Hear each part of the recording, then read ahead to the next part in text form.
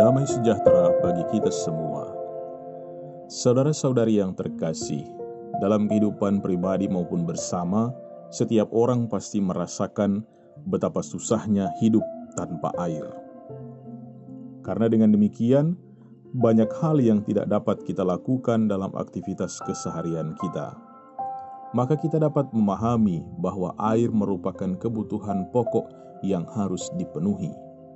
Sebab bila kebutuhan tersebut kurang atau bahkan tidak ada, banyak aspek yang terganggu. Salah satunya, kesehatan kita pun terganggu. Hal lain bahwa dalam ilmu kedokteran juga dikatakan bahwa sebagian besar tubuh manusia itu adalah air. Karena itu, manusia membutuhkan air atau cairan untuk menjaga kesehatan dan kehidupannya. Hal serupa merupakan inti yang akan kita refleksikan bersama dalam permenungan hari ini.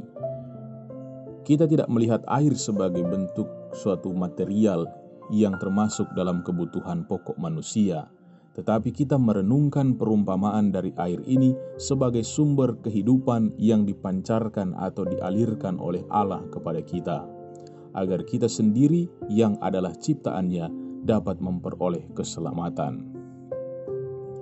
Dalam antifon juga diungkapkan dengan sangat bagus bahwa barang siapa haus, hendaklah ia minum dari sumber air kegembiraan. Dan hal ini pula ditegaskan dalam bacaan kitab suci hari ini, yaitu tentang sebuah sungai yang mengalir dari bait suci ke seluruh penjuru. Dan air itu menjadi sumber kehidupan bagi setiap makhluk yang datang untuk meminumnya. Dalam kitab Yehezkiel dikisahkan dengan sangat bagus bahwa tanpa air manusia tidak dapat hidup, dan kehidupan manusia itu sangat tergantung dari air, sebagaimana menjadi penunjang hidup mereka. Akan tetapi, dalam ungkapan atau analogi tentang air di sini masih mengarah kepada sesuatu yang bersifat material. Bacaan Injil hari ini mengarahkan kita kepada air yang bertolak dari sumber yang berbeda, yakni sebagai sumber hidup yang berpusat pada Yesus Kristus sendiri. Seorang yang sakit 30 tahun disembuhkan oleh Yesus sendiri. Dengan mempercayakan diri kepada Yesus, si sakit ini bisa sembuh dari penyakitnya. Demikian, karena iman, ia memperoleh rahmat dari Tuhan, sumber kesembuhan.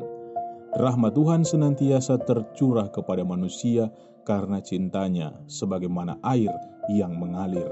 Tuhan tak henti-hentinya mencurahkan rahmat-Nya kepada kita semua.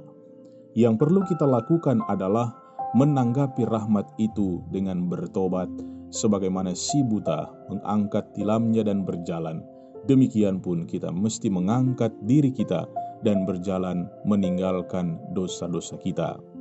Kiranya di masa prapaskah ini, kita pun mampu bertobat dan mau membaharui diri sehingga layak menerima rahmat keselamatan dari Allah. Ya Tuhan, tuntunlah kami untuk selalu setia kepada jalan keselamatan yang Engkau tunjukkan kepada kami. Amin.